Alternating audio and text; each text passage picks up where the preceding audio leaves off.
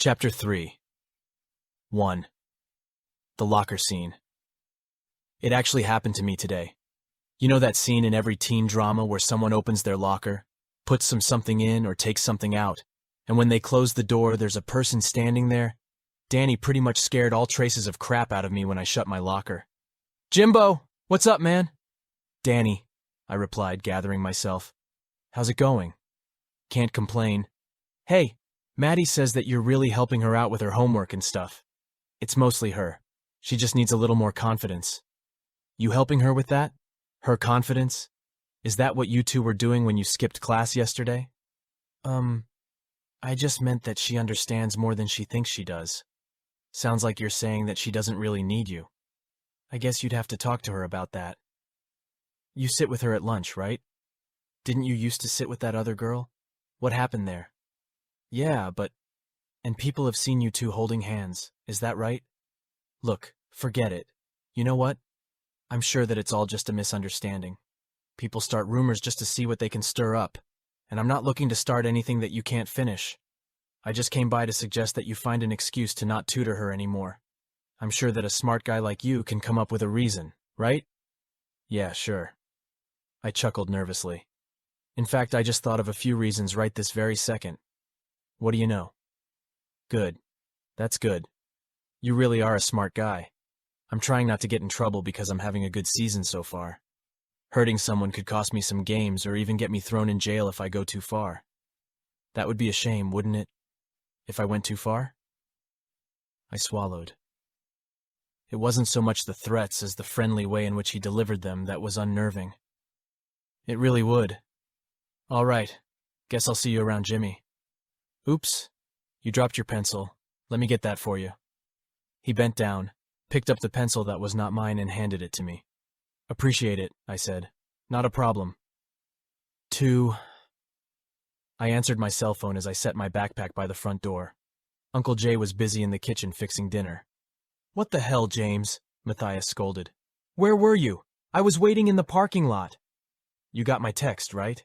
"Yes, and I talked to Danny, so everything is fine now." "Oh, you talked to him? That's reassuring." "The hell does that mean?" "He knows that you were just helping me with my schoolwork." "Were, Matthias. Were as in past tense. People have seen us holding hands too, so we're going to have to figure something else out." "Who saw us? I thought we were being careful." "Oh, you did? You thought grabbing my hand under the table at lunch with 150 people around us was ninja? You didn't think people wouldn't see you grabbing my arm in the hallway or driving me home every day? What about when you came into the guy's bathroom?"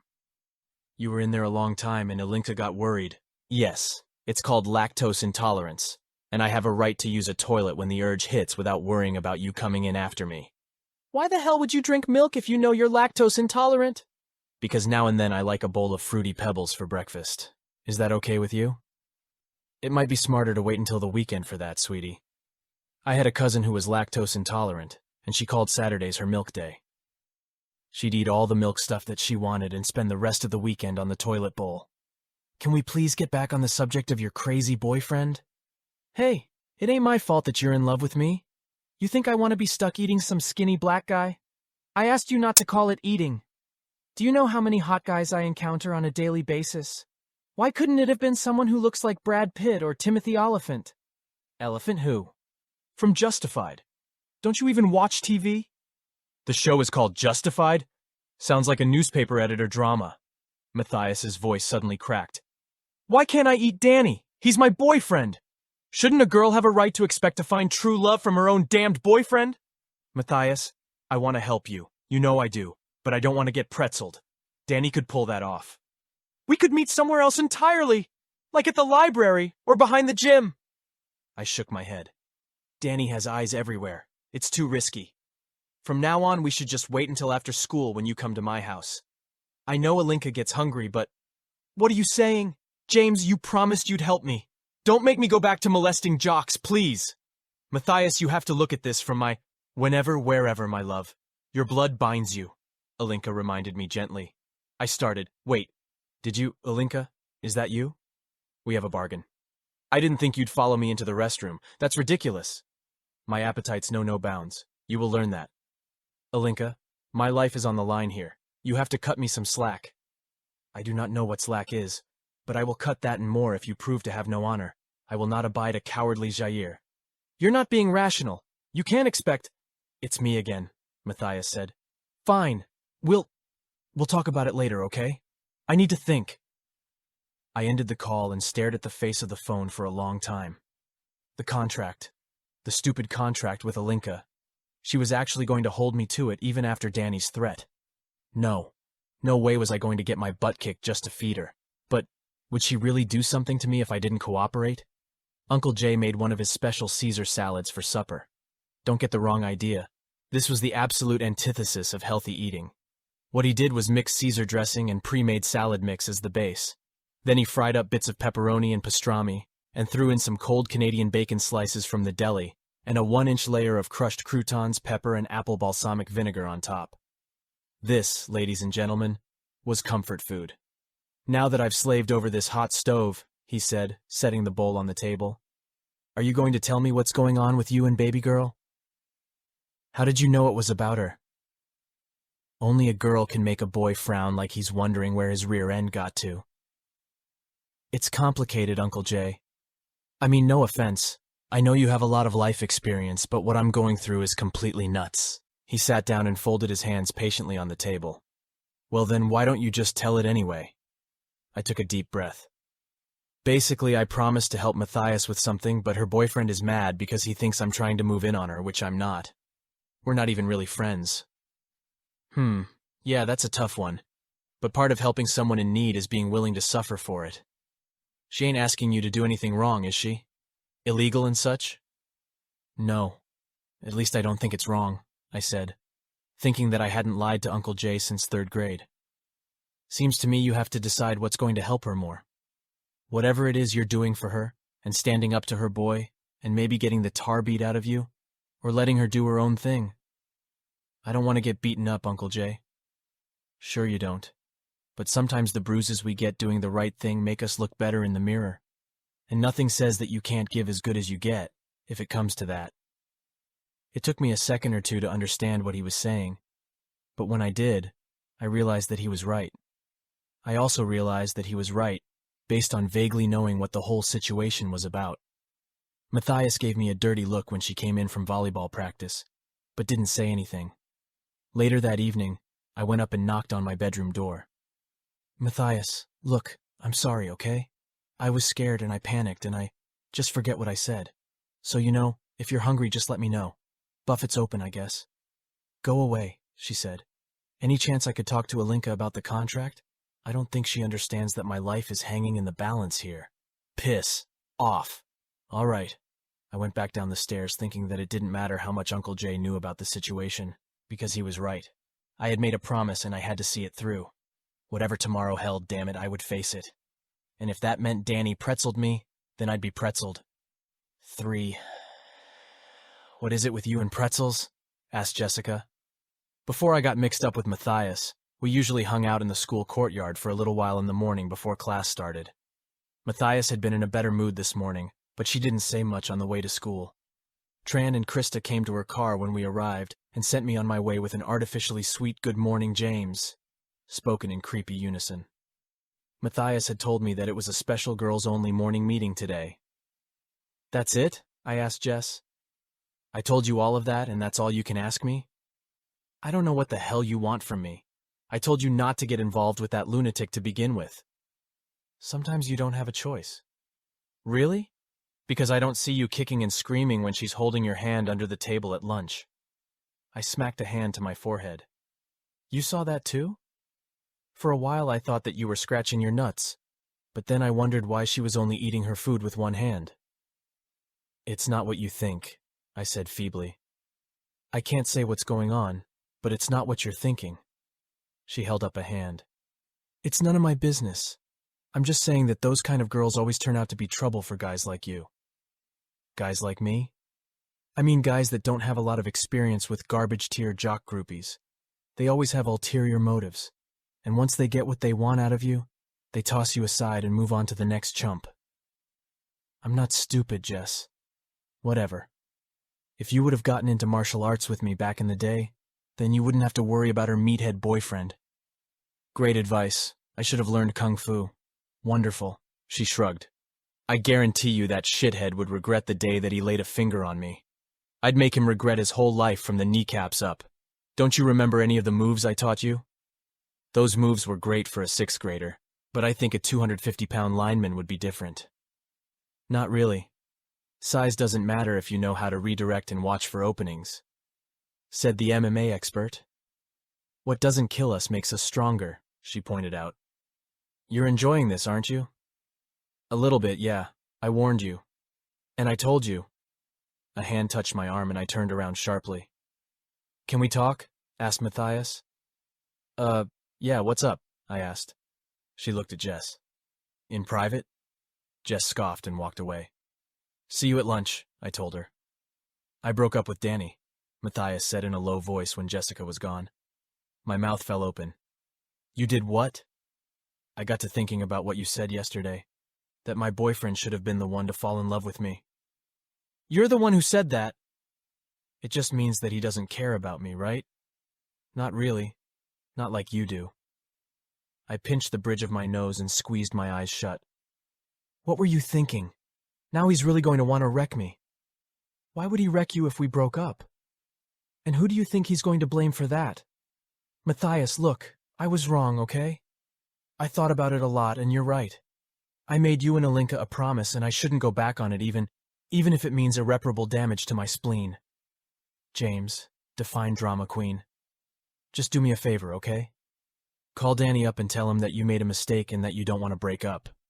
No way. He's a jerk and he never really cared about me. If anything good came out of this whole weird mess, it's that I finally see that. All he cares about is having a beautiful hot trophy blonde on his arm, and I'm tired of being treated like an object. Did you actually just call yourself a beautiful hot trophy blonde? You're overreacting. That's because you don't understand anything about how things work in the real world. She made a little quirk with her mouth, looked at her watch and began to walk away. Class is about to start and I need to get some stuff out of my locker. Talk about it more at lunch? What? No! I'm not going to the lunchroom. That'll be one of the first places Danny will look. Then where are you going to eat? 4. Principal Montgomery watched me unfold the plastic wrap off of my sandwich and pop open a can of root beer. The bookshelves here were lined with old textbooks, literature about teaching philosophy, and volumes of encyclopedias. There was a picture of herself and a little girl that I assumed was her daughter on her desk. So, Mr. Riley, what can I help you with? Well, as you probably know, I'm a junior, I told her. Next year, I'll be a senior. Yes, Mr. Riley, that's how these things usually transpire. And well, I'm not really sure what I should do with my life. I took a bite of my sandwich. I'm interested in computers, but I also want to get into medicine. My late father was a doctor. Ah, well, your grades are spectacular, so that will definitely open many doors for you. I opened the little bag of chips and offered her one. No, thank you. My best advice would be to learn as much as you can about each field. You may even discover a way that you can do both. The medical field has many areas in which someone with computer knowledge would be able to help people almost as much as a doctor can. I never thought about it like that. I took another bite of my sandwich. This is going to sound silly, but do you think science will ever be able to develop fully functional cybernetic prosthetics? And if so, what do you think the ramifications of that would be on Wall Street, third world nations, and the Muslim community over the following 20 or 30 years, and as we move into the next century? 5. Jessica's celery made a crunch loud enough to be heard over the background noise of the lunchroom. Her eyes stayed locked on Matthias. Do you know where James is? Matthias finally asked. Not here. Why don't you go check some other table? You got a problem with me? I have a problem with anyone who uses my friends to solve their own personal shit. If you're talking about James, I'm not using him. He's helping me with my schoolwork. Oh, that's interesting. Because I wasn't aware that schoolwork included getting your overbearing, obnoxious, short bus boyfriend off your back. And I wasn't aware that it was any of your business. I'm sure there's a lot of things that you aren't aware of, Taylor Not So Swift. But if you get him hurt, you're going to answer to me. What did you call me? James is smart. But when it comes to girls, he's always been worthless. There's not much I can do about that but watch. But I will kick your scrawny ass if you get him in real trouble. And don't think I'm talking about a hair-pulling match in the parking lot. What did you just call me? Jessica only watched her. Matthias reached over and plucked a small stick of celery off of Jessica's plate, then dipped it in the little cup of ranch. James gave me the impression that you two were just friends. Maybe you're reading too much into what he thinks of you if he doesn't tell you about some things. Then she placed the celery on her tongue and closed her lips around it slowly. Or maybe you've been a whore so long you can't imagine what it's like to not need to screw every guy you meet to get friends on your Facebook page. It really bothers you that he spends more time with me than he does with you now, doesn't it? He told me that you have a boyfriend. I wonder what he would think about you being so territorial with James. I'm not being... Tran and Krista sat on either side of Matthias. Oh my God, you really broke up with Danny? Asked Krista. That's so sad. Did he cheat on you with someone? Asked Tran. Jessica gritted her teeth, then got up and moved to the table across the aisle. She will have to be dealt with, Alinka told Matthias, her voice clearly audible over the background chirping of her friends and the lunch crowd. The imaginary woman was sitting where Jessica had been sitting and was watching the other girl intently. Matthias agreed. 6. I have to say, eating lunch with the principal turned out not to be as bad as I would have imagined. I learned that she's pretty good at fantasy football, that her daughter is teaching her how to play Solar System of Warcraft, SSOW, and that she has an ingrown toenail on her left foot that's been bothering her for a while. She also warned me to never come into her office with food again, but I think a rapport was established. Stage 1 complete, survive through lunchtime. Stage 2, make it home in 1p. Something sharp poked me in the neck. It briefly felt like a bee sting, but I was already falling over before I could reach up to smack at it. Someone caught me from behind. Apologies, Mr. Riley, but it is imperative that we speak, and I needed to be certain that you wouldn't try to flee, said Price. He dragged me to the bathroom and into a stall, set me on a toilet that I prayed was clean, then stepped in and shut the door. You'll be paralyzed for a few hours, but there will be no permanent damage, I assure you. I'm going to ask you some questions, to which you can blink twice for yes or once for no. Understood? What I wanted to understand was what he had shot me with. I wanted to understand why I couldn't scream for help or move my arms and legs. Instead, I blinked twice. Good. Now we don't have much time.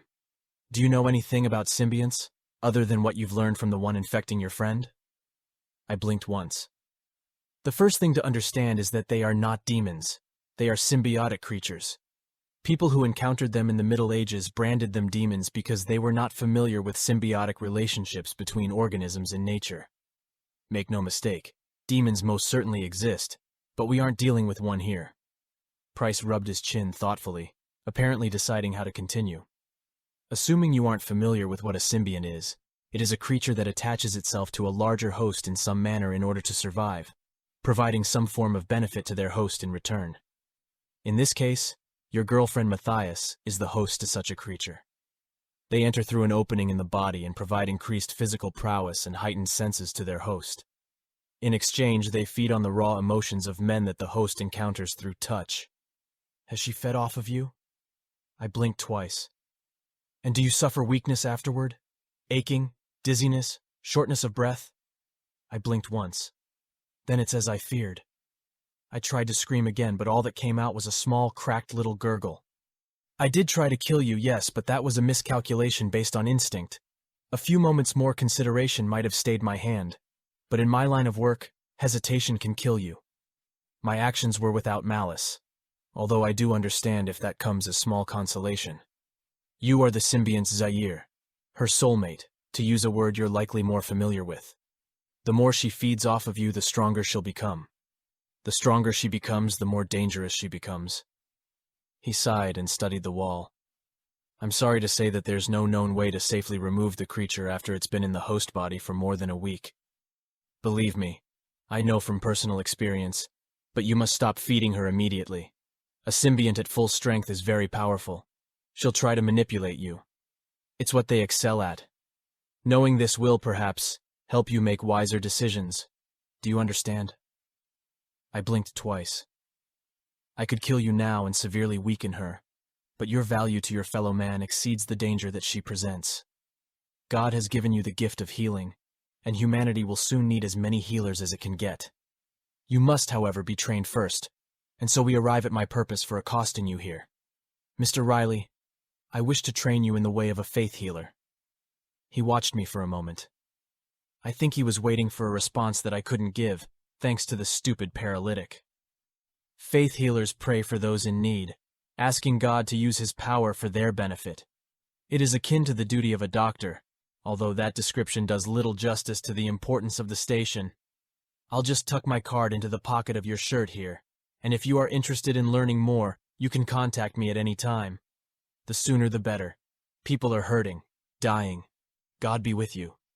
He waited, then asked, "The drug now in your system is notorious for leaving people in, shall we say, embarrassing situations. Do you feel the need to defecate or relieve your bladder? If so, I can pull down your slacks and position you on—" I blinked once as hard as I could, and made another weak little squeak. "Very well, good evening." Then he closed the stall and was gone. It was clear that I had to take stock of my situation and revise today's plan for survival. The bad news?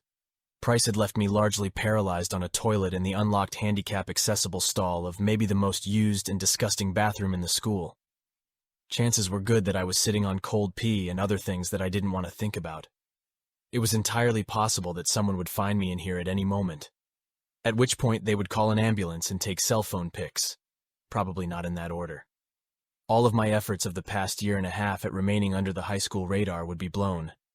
If the paralytic had, as Price implied, relaxed my intestines, I would probably have to transfer to a new school to escape the shame. Well, there was another little bit of good news. In here, I'd definitely miss Danny if he was waiting for me in the parking lot after school. I'd live to hide another day. And so I waited. When the last bell finally rang, vague sensation began to return to my arms and body, but I wondered why I still didn't feel anything in my legs. Then it hit me, toilet butt. I had been on this commode for over 2 hours without moving. Of course my legs were going to be completely worthless. Wonderful. I'd have to wait until I could move my arms again to somehow pull myself to a position that let blood flow to my— "Hey, chump!" Danny roared. "You hiding in here?" Check. "Yo, man, there's someone in the last stall," another jock pointed out. "And mate, that you in there blasting a log, Jimbo?" asked Danny. "You best flush it quick if you don't want to eat it." The stall door flew open. Danny and 2 of his teammates looked down at me. "Damn, man, you didn't think I'd check the bathrooms?" "Deanny wubby, you do wait, this isn't wet," I pleaded in a voice that sounded like a slowed-down audio version of itself. "Holy shit, man, he's messed up," said Jock A. "It's some kind of seizure, bro," agreed Jock B. "I saw this on an episode of Colonel Hospital. This guy had a seizure and the whole left side of his body, like, melted." I closed my eyes. "Jocks. We need to get out of here," Jock A declared. "If he checks out, the cops might blame us." "Hey, this guy stole my girl. I can't just not do anything to him. It's part of my healing process." "But dude, look, he's a gimp," Jock B nodded at my prosthetic leg. "Yeah, pretzeling a gimp would be a really dick move," Danny agreed. "Hey, that's it. Kick his nutsack," Jock A suggested. "They won't be able to trace that back to you if he croaks." Danny considered for a second, and then nodded. "Okay, get him out of there and hold him up by his arms. Make sure to support his back. There you go. Move him a little to the left. Now, Jimmy, this is going to hurt me more than it hurts you because it's my girl that you stole, and I always promised myself that I wouldn't beat up nerds when I became a football player. Now, because of you, I have to break that promise." I expected pain. I even did my best to brace myself for it, but actually all I felt was a thud somewhere under my field of vision that made my lolling head wobble. Thank God for toilet butt. "You'd better take care of her, man," Danny admonished. "All right, set him down easy. Watch his head." They propped me against the wall by a urinal, flipped me a simultaneous and well-coordinated bird, then turned off the bathroom light. 7. Uncle Jay and Matthias were comfortably watching TV when I made it home. "Boy, why you walking like you got a stick in your behind?" asked Uncle Jay. "You smell like a bathroom," Matthias added, wrinkling her nose. She was in her sleeping outfit, flannel pants, a big t-shirt, and pink bunny slippers. "I tripped over your boyfriend." "Really? I didn't think he'd actually come after you. And he's my ex-boyfriend." "You gonna be okay, boy?" asked Uncle Jay. "Nothing broken?" I nodded. "Just need an ice pack and a really hot shower." After the shower, I put a cold pack on my junk and tried to get some schoolwork done. Turns out, it's hard to concentrate on homework when your crotch is unnaturally cold and throbbing in pain. I finally gave it up as a bad job, thanked God that it was Friday, and laid on the sofa in the living room. Even with Uncle Jay and Matthias laughing at the TV, it didn't take long to doze off. 8. James, you awake? Matthias whispered. Why do you always ask me that when you wake me up? Does your junk still hurt? It didn't hurt when I was sleeping. I can't sleep, she said. I stopped for a mocha latte at Moonbuck's on the way here after volleyball practice, and it has me twitchy. Then that's a lesson learned, isn't it? Crap! I need a new ice pack. Do you have a fake ID? Why do I need a fake ID? I looked at the clock on the stove in the kitchen and was surprised that I had slept that long. At 1:10 in the morning? Because there's a new club that I want to check out. A club. The night's still young. Let's go. I pulled the blanket over my face. Thanks to your ex-boyfriend, I require an ice pack on my crotch. I'm not leaving the house when I require an ice pack on my crotch. Leave me alone. Come on, it's Friday, she urged. Haven't you ever sneaked out of the house before? No, and I don't have a fake ID. It's okay, I can probably get you in. I'm going to get up and get another ice pack. While I'm gone, you're going to take a moment and recall what kind of week I've had. Then you're going to ask yourself if you had that kind of week. Would you be in the mood for sneaking out of the house and going clubbing? She shook my shoulder. Hey, I was the one who got shot, remember? I took a bullet for you, James Riley. You owe me. We both know that you had nothing to do with that. Besides, even if you did save my life, which you didn't, but if you did, that would be a pretty huge IOU on my part. Wouldn't you want to save it for something more important? Guess you're right. Of course I am. Now go back to bed. You don't have the monopoly on poop thunderstorms. Don't forget I've been with you every step of the way. Oh, right. You've been with me. Let's review. Did someone chase you around their house and tie you to a chair before showing you a dead body in their backyard? Did 3 crazy girls strip you naked, take pictures of you, then blackmail you with those pictures?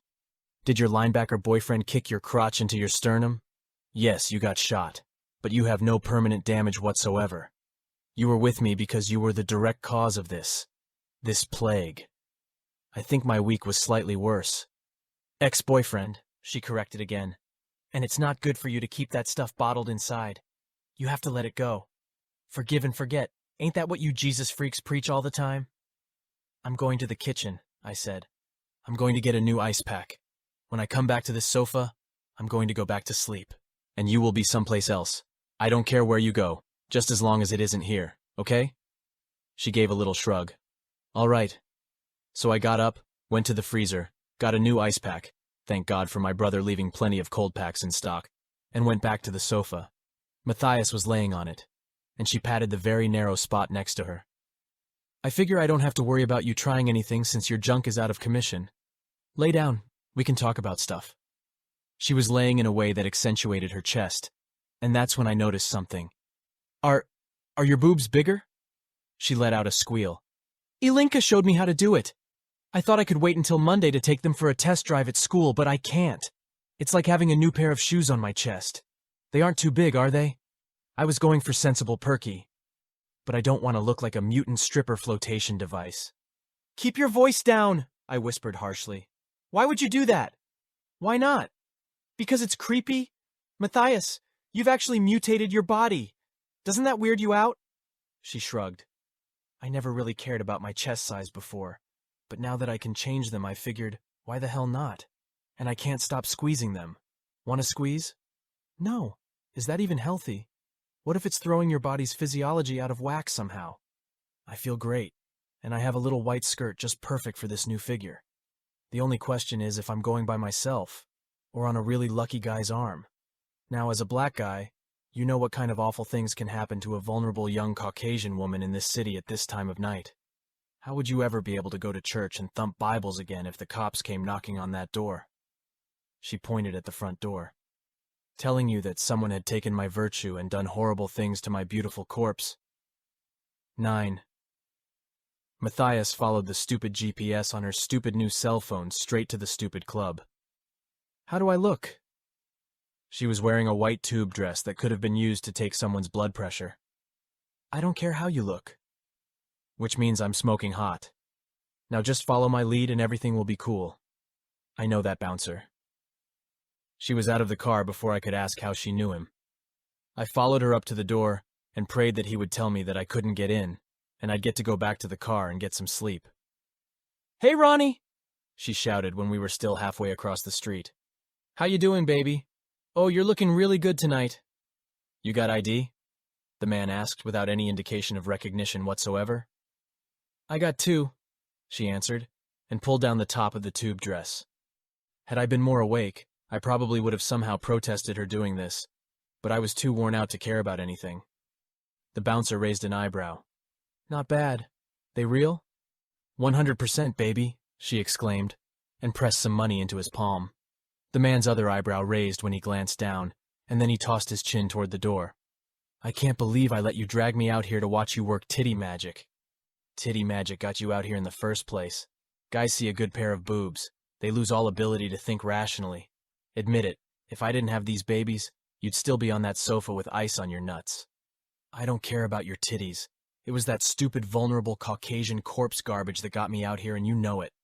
Jerk, she mumbled, clubbing. I just did not understand the appeal. My insides were vibrating to the noise coming out of the speakers, while the humid scent of bodies, cigarette smoke, and mixed fragrances made me wonder if the place would smell better if nobody bothered wearing any chemicals at all.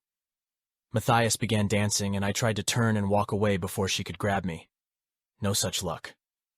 Come on, silly! Dance! I shook my head, pointing to my prosthetic leg. Can't, old football injury. I'm going to sit over there. I pointed at the bar. Oh, right, sorry. She looked genuinely embarrassed. I went to the bar and asked the bartender for water. He gave me a brief, "Are you kidding?" look. I gave him my best worldly expression, then told him to add a slice of lemon. That seemed to satisfy him. It didn't take long for one guy to work his way to where Matthias was dancing. Then another, and then 2 more. Did any of these idiots care that she was jailbait? I mean, yeah, okay. She looked older. Nice, even. And Alinka's boob job hadn't hurt her overall silhouette, although I was still in a state of freak-out about that. If Alinka could do that to a host's body, what other things could she do? Did I want to know? Wow, you look really bored, said a woman sitting next to me. She had large hoop earrings, amazing brown eyes, and kinky wild hair that I associated with artsy college women with studio apartments and hot roommates. You kidding? Glass of water, slice of lemon, yelling at people to have a casual conversation? Good times. She smiled, and her big, wonderful Rosario Dawson teeth gleamed. So you've been sitting here since I got here, so I guess there's no point in asking you to dance, she said. And there probably isn't a point in offering to buy you a drink either because you're not 21, are you? I was opening my mouth to answer when Matthias slipped between us. In fact, there's no point in you even being in this club, she told her. Say goodnight. Go home. Go to sleep. The woman nodded, stood up, said goodnight, then made her way across the crowded dance floor until she reached the exit. Matthias turned around and glared at me. What the hell was that about? In America, we call it tall king, I said. I can't believe she just left like that. So what? I leave for just a second and you just start looking for skanks?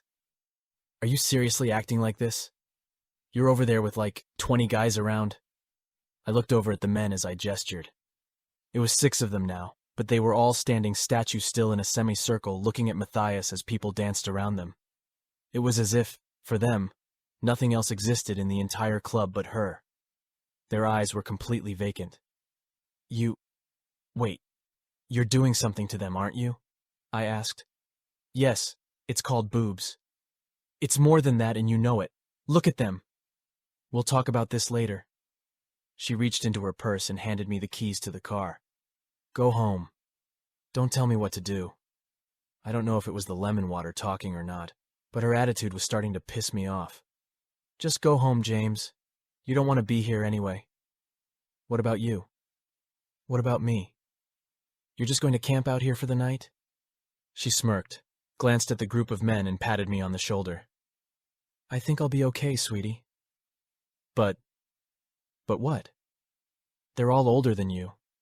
She smirked. Be careful with my car. I sat in the parking lot with the car running for a long time thinking about the situation.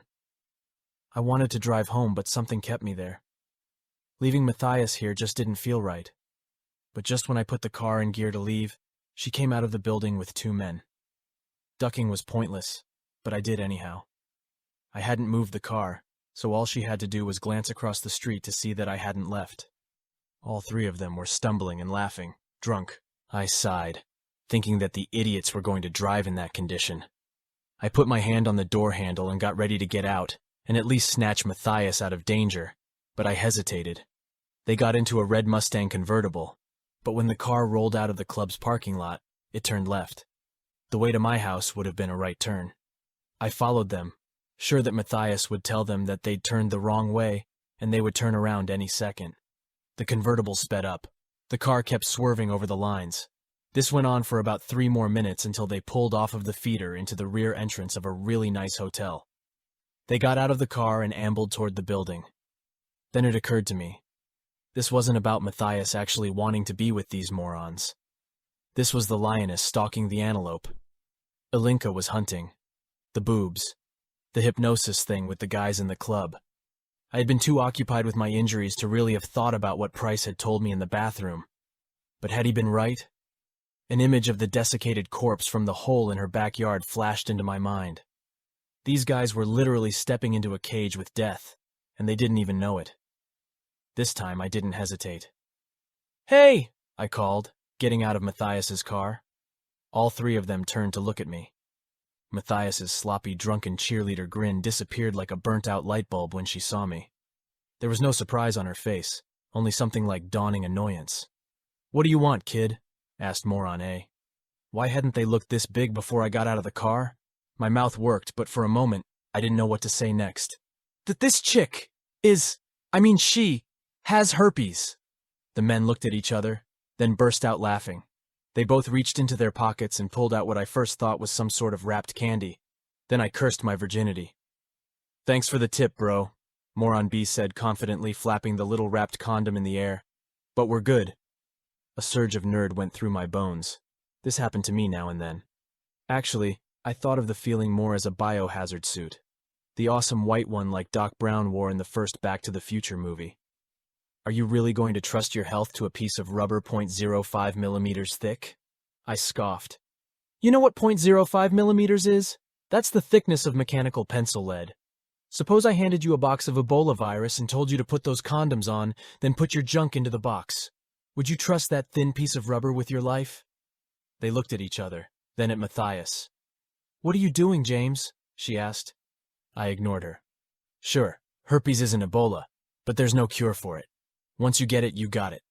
God gives us 1 penis and 1 brain in this life, gentlemen. In the wrong hands, both are tools of a devastating power. But only one will get you out of here in one piece tonight. Make the right choice. In the wrong hands? Matthias murmured. How do you know she has herpes? Asked Moron B. How do you think I know? I wiggled my eyebrows like Magnum PI for emphasis and waited for their drunk brains to make the connection. Really? Said Moron A. Not a chance, challenged Moron B. Look at him. I folded my arms. Indeed I have, and I've regretted every second since. I've made it my mission to follow this diseased cow around and tell everyone she tries to catch that she's tainted goods. I'm thinking about making a website, you know, something people can search to find out if the person they're dating has STDs. But I don't actually know the legal ramifications of— Damn it! Exclaimed Moron B, throwing his condom on the ground angrily. This bastard has completely ruined the mood. You can say that again, Moron A grumbled. Damn it, repeated Moron B. This bastard has completely ruined the mood. Moron A rolled his eyes. Let's kick his ass, Moron B suggested. Moron A nodded. Let's. I raised my hands. What? Hey, wait, guys, I just saved you from an STD. It's the greatest gift one man can give to another. That's true, Moron B agreed. He was walking toward me slowly and cracking his knuckles. And hey, we're grateful. Moron B punched me in the face, and I must have lost a few seconds because I was suddenly leaning against the side of Matthias's car. I could feel something warm running down my chin when Moron A turned me to face him, then punched me in the gut. I got a decent crack in on Moron B's jaw, and he staggered, but Morane got a blow in high up on my left side and the pain just collapsed me. At first I thought it wasn't going to be so bad. I'd get beaten up, yet again. But they'd live to sober up and catch an actual STD from a girl who hopefully would not kill them.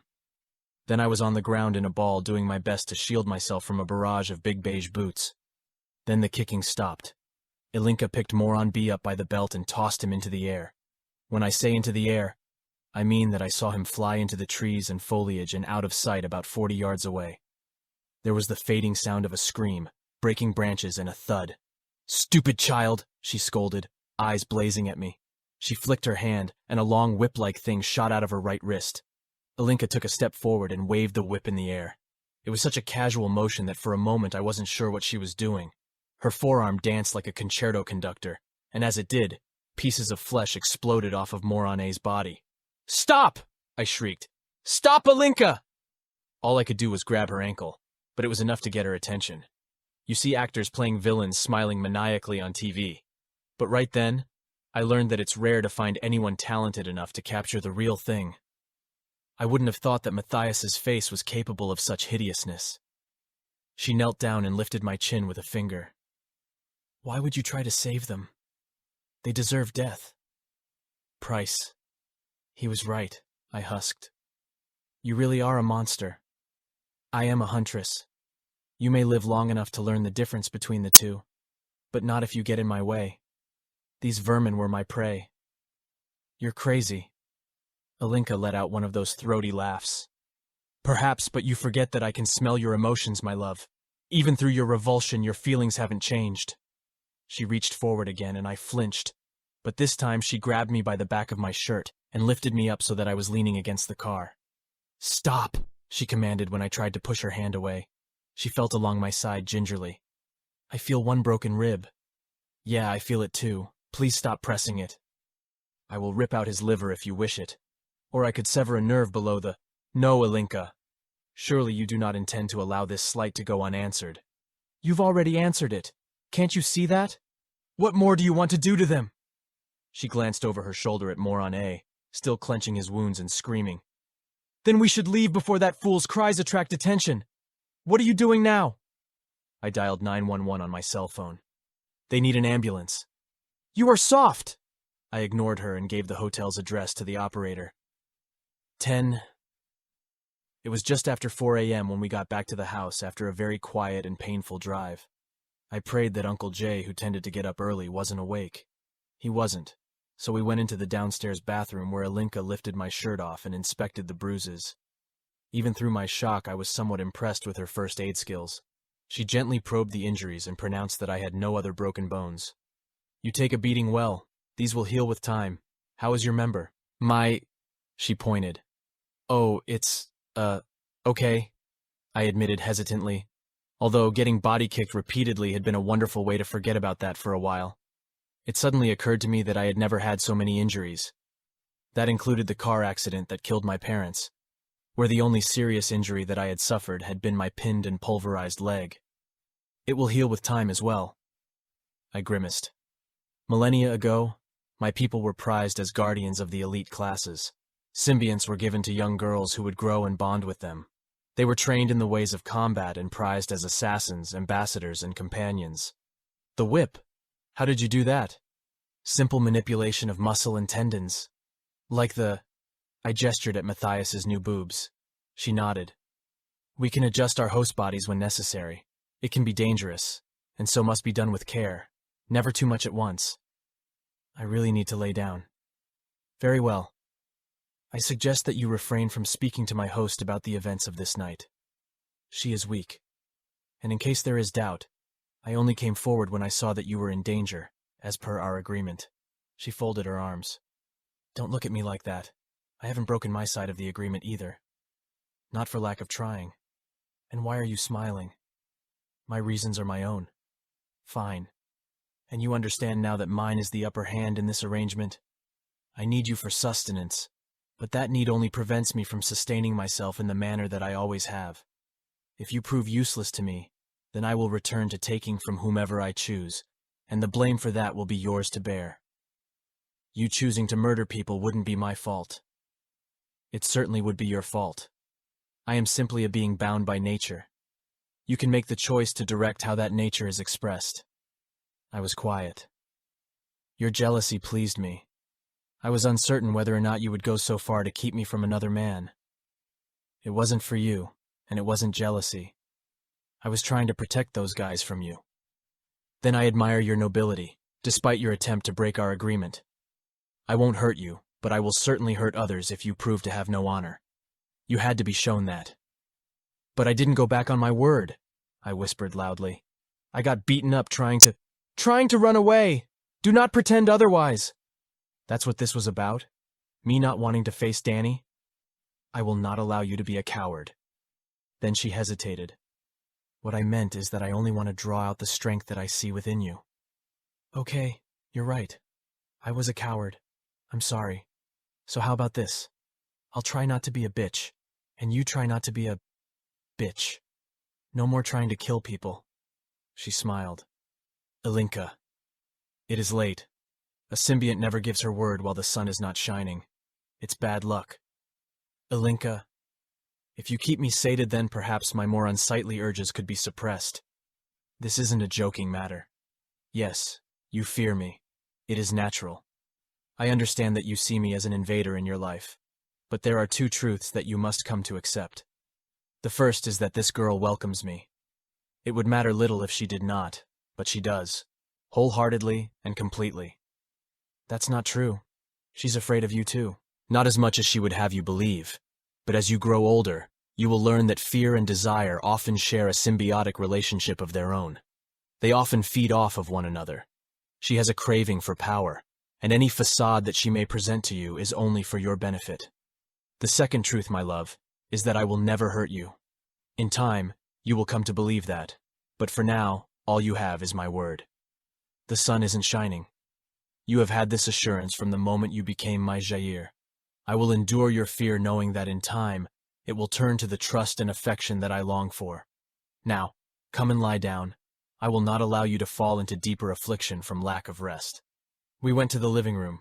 She quietly observed me from Uncle Jay's recliner as I got a cold pack from the freezer, then laid on the sofa. It's hard to sleep with you looking at me. Leaving someone who has suffered recent head injuries by themselves is not wise. If my gaze troubles you, then close your eyes. I grimaced. Ilinka, Uncle Jay is going to be up in a little while getting ready for church. And you no longer trust me with him? What are you two up to? A dreary-eyed Uncle Jay ambled toward the kitchen, scratching his belly. I started doing really pathetic and painful jumping jacks. We're, just getting done with some morning cardio, he chuckled. Oh yeah? Trying to stay in shape. I tried to sound calm, but the jumping jacks I had done sent a stabbing pain in my side that made me grit my teeth. Ain't it a bit early for that? Ilinka faced me. Oh, the morning is the best time for exercise, she said in perfect imitation of Matthias's voice, even that stupid Dixie twang. It wakes the metabolism up and keeps it charged all day. You want to join us? Oh no, baby girl. My jumping jack days are far behind me. Thank the sweet Lord in heaven. You two go on and enjoy yourselves. There was something deeply sinister about watching this exchange. Something that I couldn't put my finger on right away. But then it came to me. Ilinka was using her power on Uncle Jay. Uncle Jay. Not the same power that she had used on the guys at the club, but watching her do this was somehow more unnerving than that had been. I wasn't sure whether or not she was lying about never hurting me, but what about him? What if there came a time when he somehow stood between her and whatever it was that she wanted?